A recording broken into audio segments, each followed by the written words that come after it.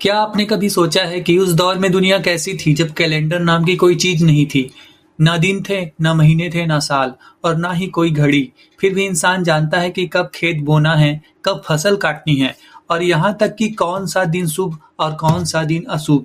आज हम सोचते हैं कि समय को हम नियंत्रित करते हैं, लेकिन क्या सच में या असल में समय हमें नियंत्रित कर रहा है? हमारे आधुनिक कैलेंडर में एक साल 365 दिन का और 12 महीने का होता है। पर क्या आपने कभी सोचा है कि यह जो संख्या है क्यों तय हुई है? और इस सवाल का जवाब छुपा है विज्ञान में, खगोल शास्त्र में और प्राचीन सभ्यताओं की गहराइयों में।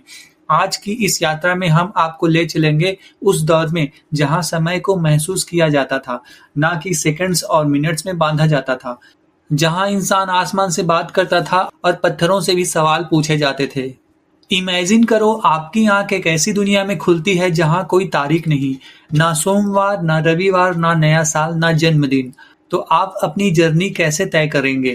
त्योहार कब मनाएंगे या फिर युद्ध की तारीख कौन सी होगी? लेकिन अजीब बात यह है कि उस दुनिया में भी लोग जी रहे थे, खेत बो रहे थे, फसल काट रहे थे और भविष्यवाणियां भी कर रहे थे।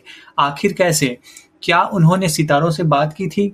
या फिर उनके पास कोई ऐसा छुपा हुआ ज्ञान था जो समय के साथ खो गया? जब इंसान ने पहली बार आकाश की ओर देखा, तो उसने देखा कि सूरज हर दिन अलग कोण से निकलता है, चांद हर रात अपना नया रूप बदलता है और तारों की जो कंडीशन थी वह बदलती रहती है।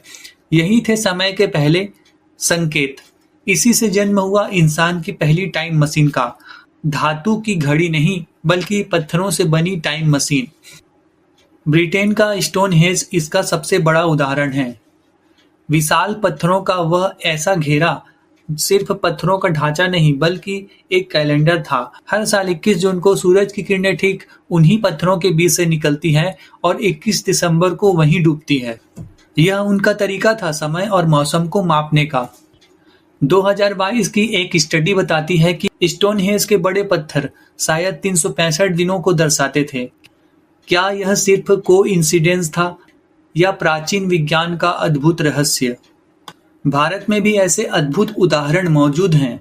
उड़ीसा का कोणार्क सूर्य मंदिर एक ऐसा मंदिर जो न सिर्फ पूजा का स्थान है बल्कि एक खगोलीय प्रयोगशाला। इसके 12 विशाल पहिए साल के 12 महीनों को दर्शाते हैं और हर पहिए की 8 तीलियां एक दिन के 8 पहरों को। इन पहियों पर पड़ती सूर्य की छाया समय बताती थी।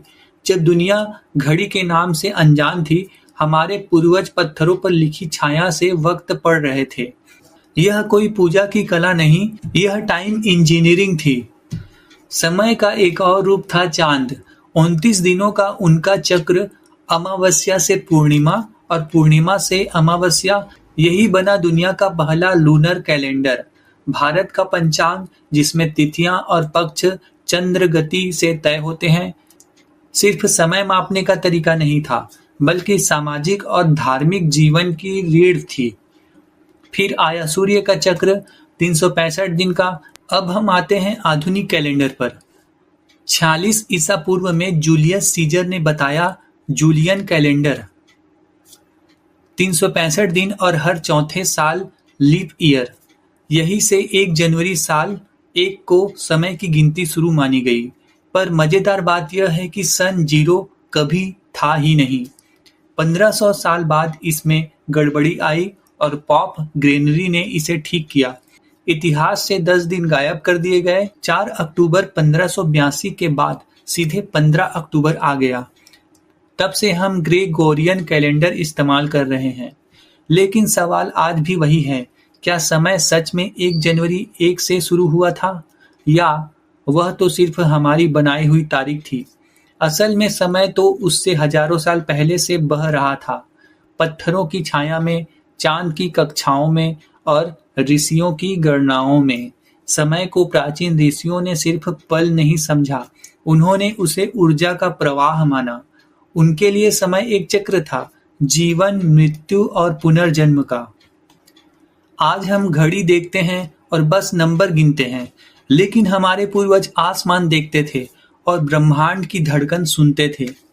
तो अगली बार जब आप घड़ी की टिक टिक सुने या कैलेंडर पर नया साल देखें, तो एक पल रुक कर सोचिए क्या आप सच में समय को जी रहे हैं या फिर सिर्फ किसी और के बनाए सिस्टम को फॉलो कर रहे हैं?